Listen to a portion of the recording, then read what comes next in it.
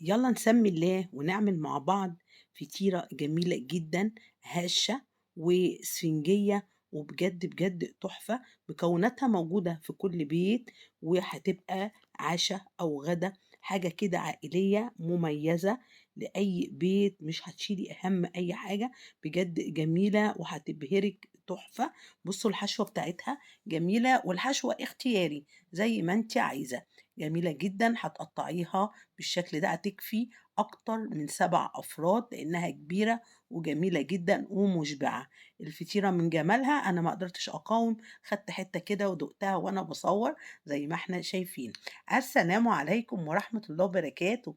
معاكم عزة حسين، مطبخ أكلاتي. يلا نعمل لايك وشير ونشترك ونفعل الجرس على كلمة الكل. يلا نقول بسم الله الرحمن الرحيم، واللهم صل وسلم على سيدنا محمد، ونقول مقادير أحلى فطيرة عائلية هشة جميلة جدا. معانا 2 كوب من الدقيق أو حوالي نص كيلو من الدقيق، و2 معلقة من اللبن البودر، نص معلقة من الملح، 2 معلقة كبيرة من السكر، معلقة خل، ما بين معلقة كبيرة زبدة، و3 معالق زيت. يعني حوالي نص كوباية ما بين السمنة والزيت أو الزبدة. بيضاية وباكو بيكنج باودر. يلا هاتي البولة كده، حاجة نضيفة وناشفة، وحطي فيها كل المكونات الجافة. هنحط الدقيق واللبن والسكر والملح والخميرة، كله على بعض.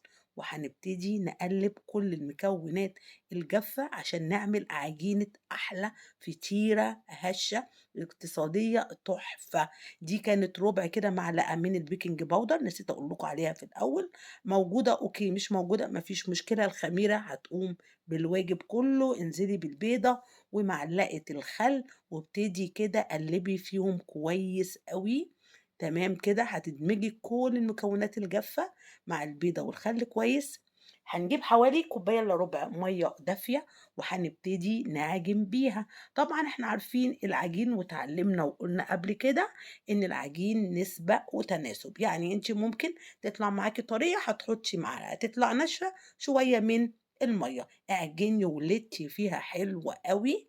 تمام، ويلا انزلي بقى بنص كوباية السمنة او الزبدة على الزيت، يعني حوالي معلقة زبدة كبيرة و2 أو 3 معالق من الزيت. ابتدي بقى اعجني وشربي حلوة قوي. هتسيح منِّك عادي، ما تقوليش باظت طبعًا. لمّي، لمّي، لمّي، لمّي، لمّي. تمام، وأصبحت معانا عجينة طرية هشة إسفنجية تحفة، تحفة زي ما إحنا شايفين. بُصّي جميلة إزاي وحلوة.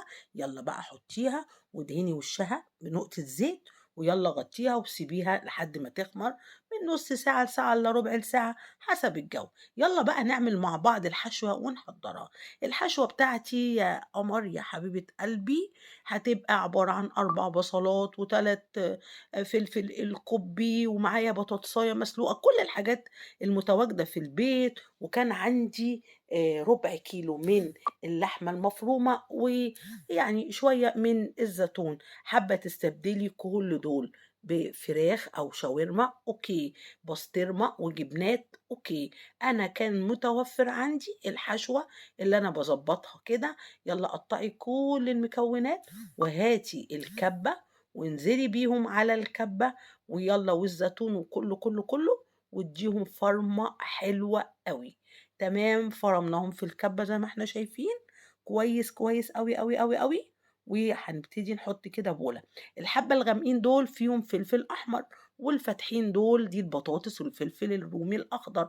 انزلي بقى ربع كيلو، ما تكتريش عن 250 جرام. يلا البهارات: كزبرة، باربيكا مدخنة، معانا الكاري، جوزة الطيب، معلقة كبيرة من الملح. دي بهارات 7 بهارات أو بهارات لحمة المتواجد. فلفل أسمر، ربع معلقة من البيكنج باودر علشان تخلي الحشوة بتاعتنا هشة كده وجميلة. وقلبي بقى حلو قوي. والبهارات والملح والفلفل ده ذوقك انتي، وهتبتدي تضبّطيه زي ما أنتِ عايزة.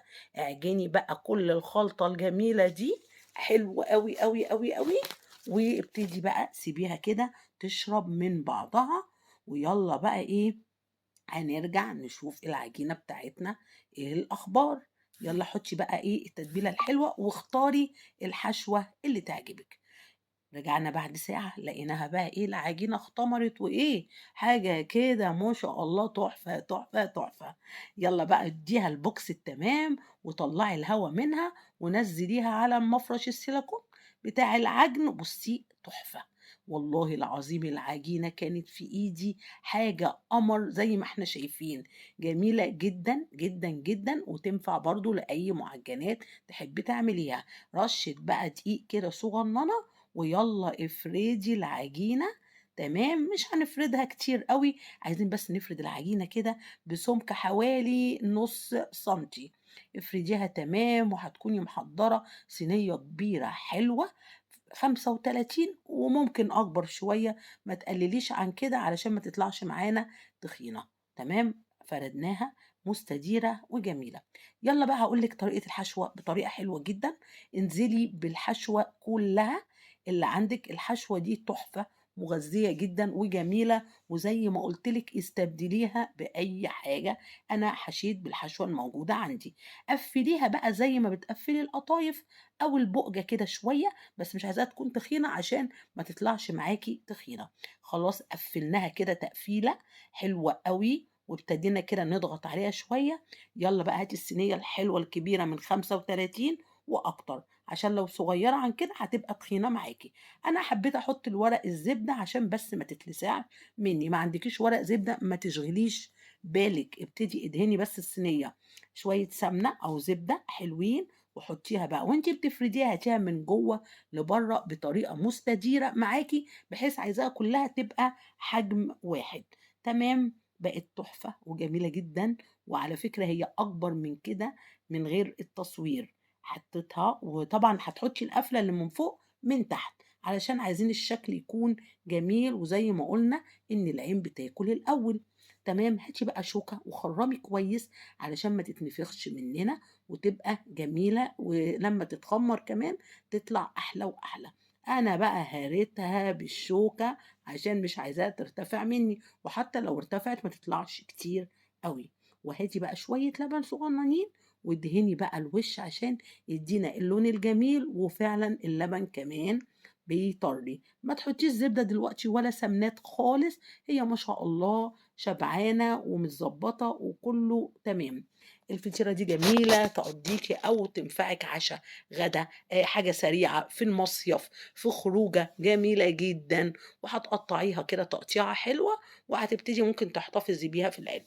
دخّلتها بقى في الفرن على درجة حرارة 180 على الشبكة في الرف الأوسط، خدت بالضبط ربع ساعة، شايفين ابتدت تحمَر وجميلة جدًا، حبيت أورّيكم وهي في الفرن. يالّا بقى هنطلّعها، الله على الجمال!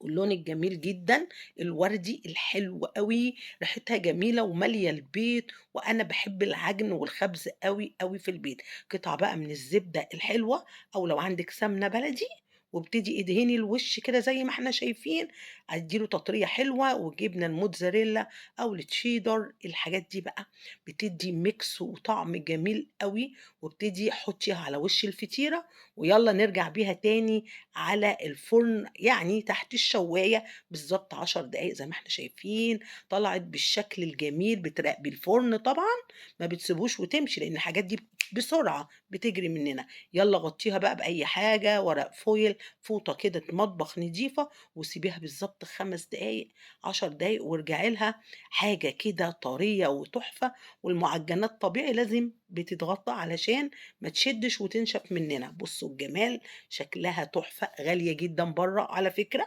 وجميلة والحشوة فيها مليانة وحاجة أكتر من رائعة، تحفة، طرية وهشة ولذيذة جدًا ومكوناتها في البيت، وتبتدي بقى قطّعيها بالشكل الجميل زي ما أنتِ عايزة، بجد يعني بُصّي بترمي معاكِ كتير وهتكفّي العائلة، يعني إحنا ما شاء الله أكلنا أكتر من 6 أفراد أو 7 من الفطيرة دي، واللي عجبه الفيديو